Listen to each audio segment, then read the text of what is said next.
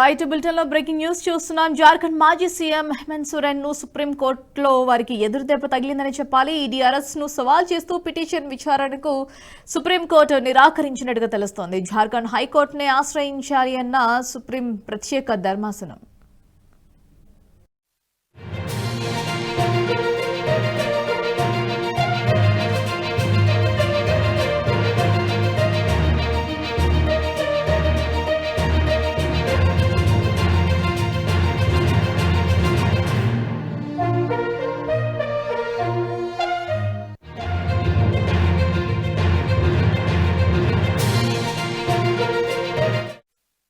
Right బులెటిన్లో breaking news చూస్తున్నాం. జార్ఖండ్ మాజీ సీఎం హేమంత్ సోరెన్ కు సుప్రీంకోర్టులో ఎదురు దెబ్బ తగిలింది. ఈడీ అరెస్ట్ ను సవాల్ చేస్తూ ఆయన దాఖలు చేసిన పిటిషన్ విచారణకు సుప్రీంకోర్టు నిరాకరించింది. ఇక దీనిపై జార్ఖండ్ హైకోర్టుని ఆశ్రయించాలని సుప్రీం ప్రత్యేక ధర్మాసనం సూచించింది. ఇదే అంశానికి సంబంధించి ఎగ్జిక్యూటివ్ ఎడిటర్ శివప్రసాద్ గారు మరింత సమాచారాన్ని అందిస్తారు. రైట్ సార్, చెప్పండి. ఈడీ అరెస్ట్ ను సవాల్ చేస్తూ పిటిషన్ విచారణను సుప్రీం నిరాకరించినట్టుగా తెలుస్తుంది. మరి దానికి సంబంధించిన అప్డేట్. భారతీయ ప్రధానంగా జార్ఖండ్ మాజీ సీఎం సోరెన్ విచారణకు సంబంధించి ఈడీ చాలా కీలకమైనటువంటి ఆధారాలన్నింటినీ కూడా సేకరించింది. ఢిల్లీ నివాసంలో తనిఖీలు చేసినప్పుడు అక్కడ ఉన్నటువంటి BMW కారుతో పాటు 36 లక్షల రూపాయల బ్యాగ్ ఒకటి స్వాధీనం చేసుకుంది.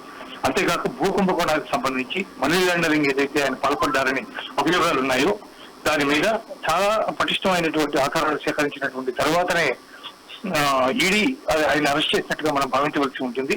దాదాపు 7 గంటల పాటు ప్రశ్నించిన తర్వాత ఏ క్వశ్చన్ కి ఆయన దగ్గర నుంచి సరైనటువంటి సమాధానం రానటువంటి నేపథ్యంలో తమ వద్ద ఉన్నటువంటి ఆధారాలన్నింటినీ కూడా ఆయనకి చూపించి మరి ఆయన అరెస్ట్ ని ప్రకటించింది, అరెస్ట్ చేసింది.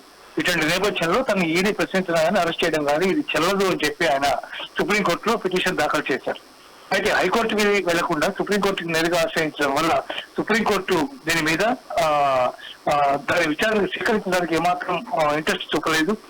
ఇది మా దగ్గర కాదు, ఈ పిటిషన్ వేయాల్సింది, హైకోర్టులో మీరు పిటిషన్ వేసుకోండి, హైకోర్టులో తీర్పిచ్చిన తర్వాత దాంట్లో ఏమైనా తేడాలు ఉంటే అప్పుడు మీరు మా దగ్గరికి రావచ్చు, కానీ హైకోర్టుని ముందు ఆశ్రయించమని చెప్పి డైరెక్ట్ గా అక్కడికి చెప్పింది. తద్వారా ఇప్పుడు సోరెన్ ఖచ్చితంగా హైకోర్టుకు వెళ్ళి తీరవలసింది. అలా కాని పక్షంలో ఆయన ఈడీ ఏదైతే నిర్ణయం తీసుకుందో ఆ నిర్ణయానికి కట్టుబడవలసినటువంటి పరిస్థితి ఉంటుంది. Right, thanks for the update Sivaprasad.